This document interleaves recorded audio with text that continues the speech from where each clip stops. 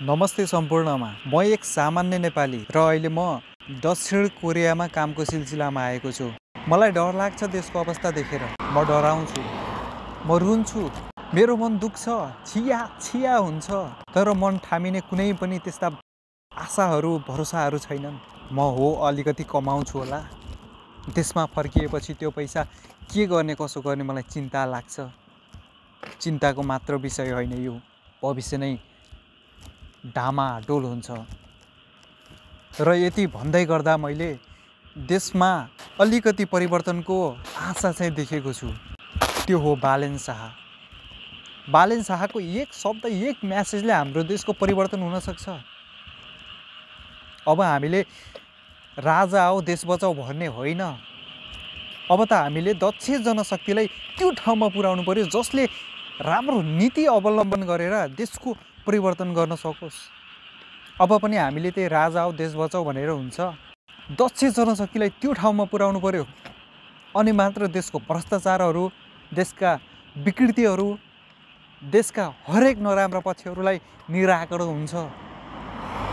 अब पनि हामीले त्यही देश बचाउन राजा नै बोलाउने हो त? राजाले के रोजगारी नै दिन्छ भन्ने छ त? राजासँग त्यो भिजन होला त? हुन त हामीलाई लागिरहेको छ 100 जना राजा पाल्नुभन्दा 1 जना राजा पाल्नु बेस भनेर। तर 1 जना राजा हुँदैमा देश बन्छ भन्ने छैन।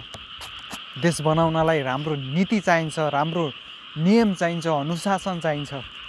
त्यो भनेको दक्ष जनशक्तिले मात्र गर्न सक्छ। मानिलिउँ मैले कुनै काम गर्छु भने त्यसमा दक्ष छैन भने त्यो काम बिठोलिन्छ, त्यसको राम्रो नतिजा आउँदैन।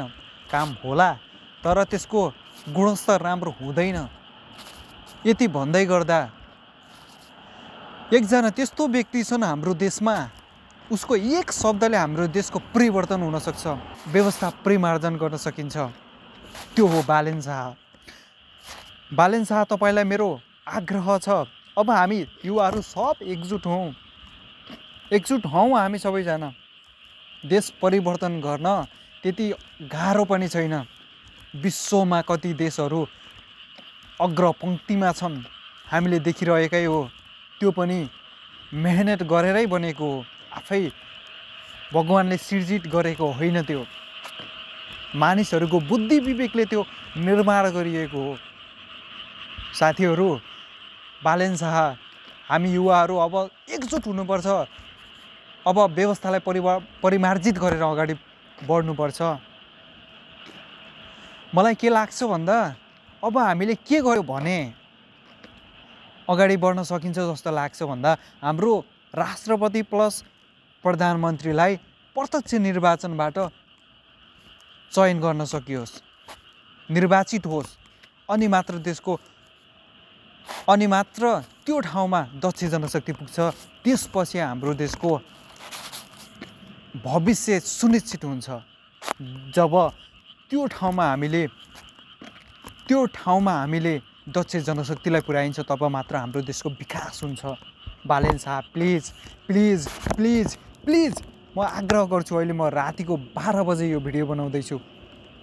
मेरो मनमा त्यो शान्ति छैन जो मेरो भविष्य सुनिश्चित छ भनेर। अहिले मैले यहाँ अलिकति पैसा कमाउँछु होला, त्यो भविष्यमा कता लगेर राख्ने, के गर्ने, कुनै अट्टो पत्तो छैन। देशमा लगेर केही गरौँ सकिँदैन, चुर्लुममा डुबेर फेरि खाडीतिरै जान पर्ने अवस्था आउँछ, नआउला भन्न सकिँदैन। देशको अवस्था त्यस्तो छ। अब हामीले अलिकति युवा मिलेर यो व्यवस्थालाई परिवर्तन गर्न सकिन्छ। र हामी के गरिरहेका छौँ? आन्दोलन गर्छौँ, बाहिरबाट आन्दोलन गर्छौँ। अब जाउँ, नेताको घाँटी समाउँ, सैन्य प्रहरीसँग अब हामी तालमेल गरौँ, तिनीहरूसँग सम्झौता गरौँ। देशको अवस्थालाई सुधार्नुपर्छ भने तिनीहरूले साथ दिनुपर्छ, नत्र भने तिनीहरूको पनि काम हुँदैन। अब त्योभन्दा सबैसँग सहमति गरेर जाने हो। र भ्रष्टाचारलाई यदि हामीले निर्मूल पार्नु छ भने चाहिँ हामीले दक्ष जनशक्तिलाई त्यो ठाउँमा पुर्याउनुपर्छ, जसले गर्दा हाम्रो देशको विकास हुन्छ। साथीहरू, कसले यो भिडियो हेर्दै हुनुहुन्छ, यदि हेर्दै हुनुहुन्छ भने सेयर गर्नुहोला। कसरी विकास नहुँदो रहेछ अनि हेरौँला। पहिला हामी युवाहरू एकजुट हौँ, आन्दोलन यसरी गरौँ, व्यवस्था परिमार्जन गरेर अगाडि बढ्ने त्यो बाटो निर्माण गरेर अगाडि जाउँ र हामी आन्दोलन गर्छौँ, बाहिर आन्दोलन गर्छौँ। अब त्यसरी हुँदैन, जामझुम जाने हो, नेताको घाँटी समात्ने हो, निकाल्ने हो। अब यो व्यवस्था परिवर्तन गर्ने हो। यदि गर्दैनौ भने जनताहरूले तिनीहरूलाई ठुटेर अब चाहिँ बजाउनुपर्छ, अब चाहिँ लखेट्नुपर्छ। यसरी हुँदैन नि, कहिलेसम्म यसरी हुन्छ? अब जनता पनि लाहाई र लुहीको पछाडि लाग्नु हुँदैन। अब हामीले यस्तो निर्णय गरेर अगाडि बढ्नुपर्छ कि त्यसले गर्दा देशको विकास होस्, देशको समृद्धिमा केही ध्यान जाओस्।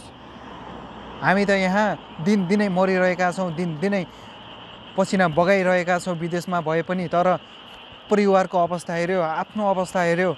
म बिहानबाट बेलुका 10 बजीसम्म काम गर्छु, तर पनि मनमा त्यस्तो खुसी छैन।